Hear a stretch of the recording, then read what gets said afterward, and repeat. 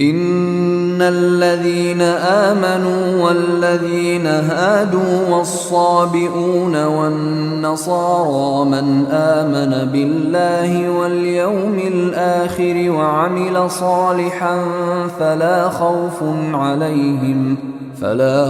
عليهم ولا هم يحزنون۔ ان الذین آمنوا،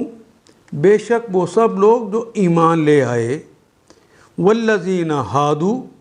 واو کے معنی اور الذین وہ سب لوگ، ہادو جنہوں نے یہودیت اختیار کر لی، والصابئون اور جو کہ صابی ہو گئے، بون جمع کے علاوہ وہ سب جو صابی ہو گئے، والنصارى اور جو سب نصرانی ہو گئے، من آمن باللہ، من جو آمنا ایمان لے آیا، باللہ اللہ پر، والیوم الآخر اور یوم آخرت پر، والعمل صالحا اور اس نے پھر نیک اعمال کیے، فلا خوف، پس لا نہیں خوف تو نہیں ہے خوف، علیہم ان پر، ولا ہم یحزنون، واو کے معنی اور، لا کا مطلب نہیں، اور ہم کا مطلب وہ سب لوگ حزن اور ملال کا کلمہ تو اردو میں بھی استعمال کرتے ہیں، شروع میں یا جو لگ گیا ہے یہ مضارع اور تھرڈ پرسن کی علامت ہے، اور واو نون تو جمع کی علامت ہے، ولا ہم یحزنون اور نہ انہیں کوئی رنج اور نہ کوئی غم ہوگا۔ یقین جانو کہ یہاں اجارہ کسی کا بھی نہیں، مسلمان ہوں یا یہودی، صابی ہوں یا عیسائی، جو بھی اللہ اور روز آخر پر ایمان لائے گا اور نیک عمل کرے گا، بے شک اس کے لیے نہ کسی خوف کا مقام ہے نہ رنج کا مقام ہے۔ یہاں پر یوں لگتا ہے جس طرح کہا جائے کہ ایمان لانے والے اور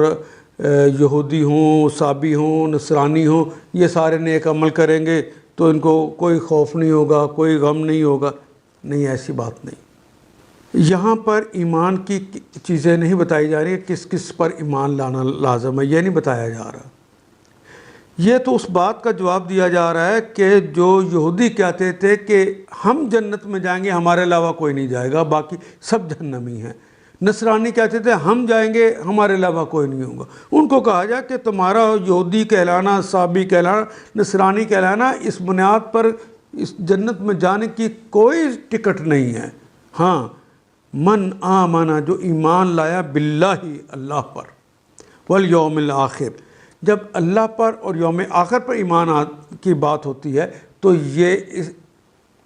تخفیف کی جاتی ہے بنیادی طور پر وہ سارے ایمانیت، اللہ پر، اس کے رسولوں پر، نبی محترم صلی اللہ علیہ وسلم پر، فرشتوں پر، کتابوں پر، اور پھر یوم آخرت پر ایمان لانا، یہ ساری باتیں اس میں شامل ہوتی ہیں۔ وَعَمِلَ صالح، ایمان لانے کے بعد پھر انہوں نے صالح عمل بھی کیے، ان کے لیے ہے فَلَا خَوْفٌ عَلَيْهِمْ وَلَا هُمْ يَحْزَنُونَ، ان کے لیے کوئی سی خوف کا مقام ہے نہ رنج کا۔ ان آیات کو ایک دفعہ پھر تلاوت خود کیجیے، عربی مبین پڑھتے ہوئے دیکھیے، کیا بات پوری اندر اتر رہی ہے؟ کیا